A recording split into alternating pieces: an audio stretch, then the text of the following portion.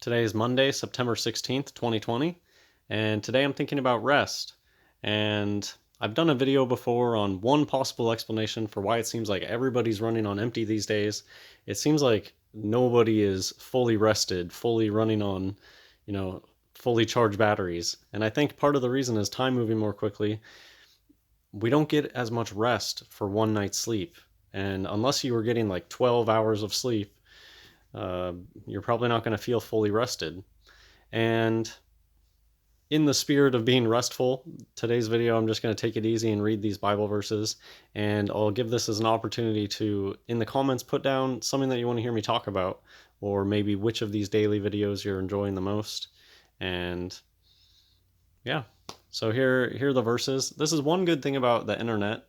There's a lot of bad things about the internet, but one of the positives is researching the Bible is a lot easier today in that you can just type in anything and then just put KJV afterwards, and you'll find lists of relevant Bible verses. Sometimes it's better than others, but it's just a great research tool for the Bible. Matthew chapter 11, verses 28 through 30. Come unto me, all ye that labor and are heavy laden, and I will give you rest. Take my yoke upon you, and learn of me, for I am meek and lowly in heart, and ye shall find rest unto your souls. For my yoke is easy, and my burden is light. And Jesus should simplify your life. That's one good thing. I feel incredibly tired, and it would probably be worse if I was still going through the whole rat race of life and caring about things that ultimately don't matter. And my life is a lot easier now, and my days really don't consist of anything interesting at all, just getting through the day. And it does make life easier when you know that there's only one thing that's important: the truth, Jesus Christ. And that's it. Just loving God more than anything. And it should simplify your life and make your life easier. But there's so many distractions, and so many people are still asleep, and it's pretty lonely out there, so life's not easy. I still feel run down, even though my life has become extremely simplified. There's really not much I do. I don't really go out much. I don't really consume that much media or anything like that. Have like a handful of hobbies, but there's like no time for that stuff anymore. Here is a verse from Psalms chapter 37, verse 7. Rest in the Lord and wait patiently for him. Fret not thyself because of him who prospereth in his way, because of the man who bringeth wicked devices to pass. Two more verses. Psalms 46, verse 10. Be still and know that I am God. I will be exalted among the heathen. I will be exalted in the earth. Just an interesting message to be still. Jeremiah chapter 31, verse 25. For I have satiated the weary soul, and I have replenished every sorrowful soul. I guess here I'll just talk about how even though I feel like I'm running on empty, I still make it through every day. And I feel like invincible at this point. You might say like extremely numb to the point of invincibility. I feel like no matter what happens, it doesn't matter. It's not going to change anything. I want something interesting and exciting to happen, but maybe you guys can relate in that it's like no matter what happens on the clown freak show world stage, it doesn't even matter to me anymore. I'm immune to all of that stuff.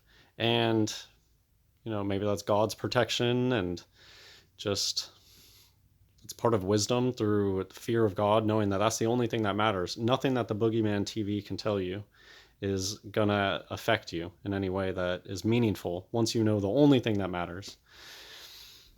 And I guess it's also just connected to, I feel like I have no energy, but hey, I'm out here and I make a video every day because it's just something that I wanted to do.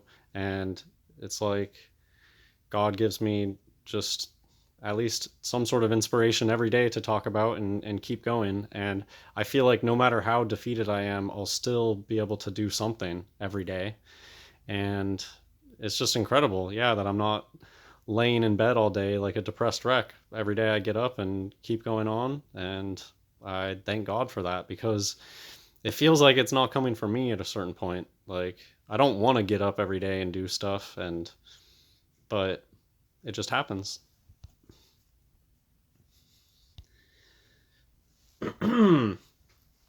Isaiah chapter 40, starting at verse 28.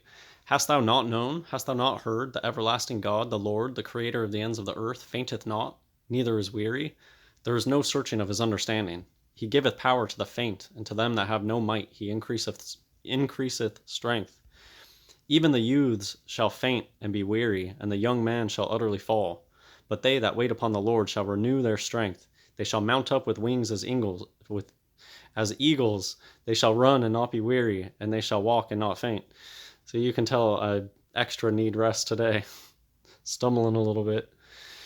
But I picked this verse because it's talking about the youths fainting and being weary. I hear about that all the time, like 16-year-olds complaining of not having time to finish everything that they need to do and being exhausted.